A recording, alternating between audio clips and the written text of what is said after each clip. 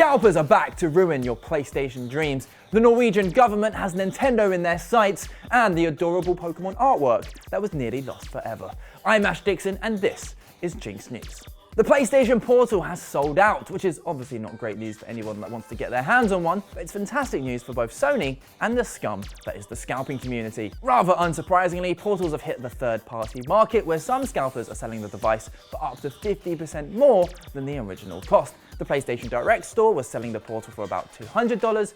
As you can see here, these are hawking it for over $300. My advice, don't cave into these banners. On the US store page, they're advising customers to check back in early December for more details, so it's not like you need to wait too long. And judging from the reviews of the device, they still have a bit of work to do. While the likes of the Video Games Chronicle have called it a slick solution for portable players, other reviews have been middling at best, with Engadget calling it baffling, and Tom's Guide saying the tech just isn't there yet. I mean, you can't use YouTube or Netflix because of digital rights management rules, and apparently there have been a fair few latency issues, so unless you have super strong Wi-Fi, you're gonna hit some lag, son. Despite the strong initial sales, it doesn't really bode well for the Portal's future, so I'd say hold off for now and see how it plays out before giving your hard-earned money to those bunch of It wasn't long ago that we covered Nintendo's ludicrous new competitive rules. The company always had a shaky relationship with the competitive scenes of their games, but the new guidelines seem to want to kill them off altogether. Tournaments in which organizers can profit were banned, sponsorships banned, online melee tournaments banned, selling food and beverages on site banned. Yeah, I'm not even kidding, that's literally the rules. As you can imagine, the community was extremely vocal, but sadly, that only does so much, especially when it's Nintendo. But now they've awoken a mortal enemy, the Norwegian Consumer Council, or in its native tongue, Forbrukerrådet. Yeah, no way I was going to pronounce that one.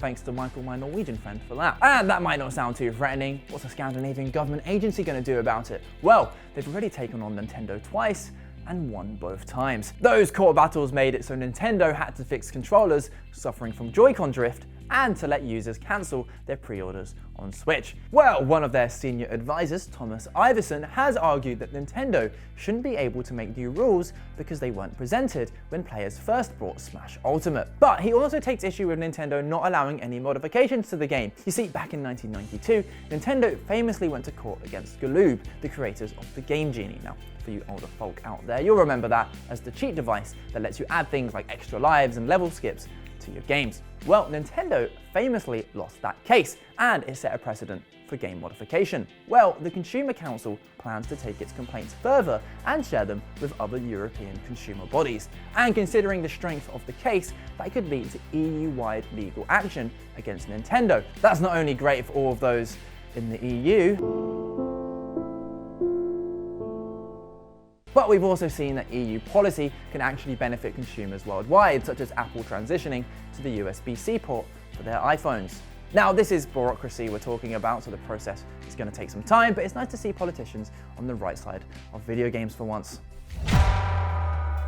Few things in popular culture have stood the test of time quite like Pokemon. In fact, Pokemon cards are probably more popular now than they were 20 years ago. And back in 2002, when Wizards of the Coast was still making the game, they held an artwork competition for fans where the winner would have their creation turned into a very real card. Snorlax was the Pokemon of choice, and 20 designs were shortlisted, and as you can see, they're all rather delightful children's drawings. Well, at least we hope so. Can you imagine? This one's by Nathan, age 9. Here's a design by Sarah, age 12.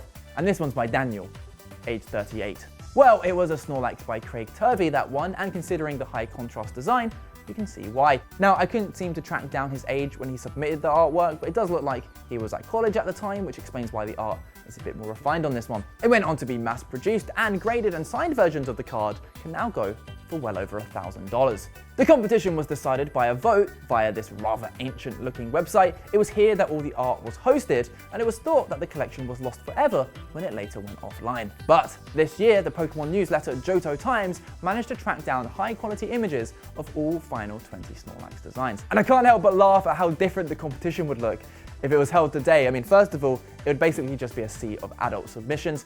Not only that, but it would also be a cesspool of stolen artwork and dodgy AI creations. Although I am a little upset I can't submit my design. What? He got a little bit hungry. And no, I totally didn't forget how to spell Pikachu. That was always meant to be a K. Trust me. So yeah, maybe the competition is best left in 2002.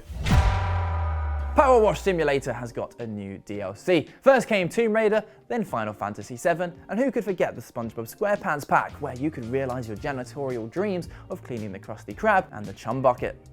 But now, it's about to dial things up a whole nother notch, to 88 miles per hour in fact, as it's added a new DLC that will make a lot of DeLorean fanboys and girls very happy. You've probably guessed by now that I'm talking about Back to the Future, and like the other DLCs, it contains new stages, buildings, and vehicles. Oh, this is heavy. Players can clean the DeLorean, the Clock Tower, the Holomax Theatre, and Doc's steam train machine. There are a whole load of new achievements, and as this is Power Wash Simulator we're talking about, there will no doubt be oodles of Easter eggs to find. In the meantime, check out the Back to the Future Power Wash DLC and support a game that deserves some love. And that's the show. Thanks for tuning in as always. It's been a pretty fun week. If you've missed out on any of the news, you can catch up somewhere around here. Otherwise, have a lovely weekend and we'll see you on Monday.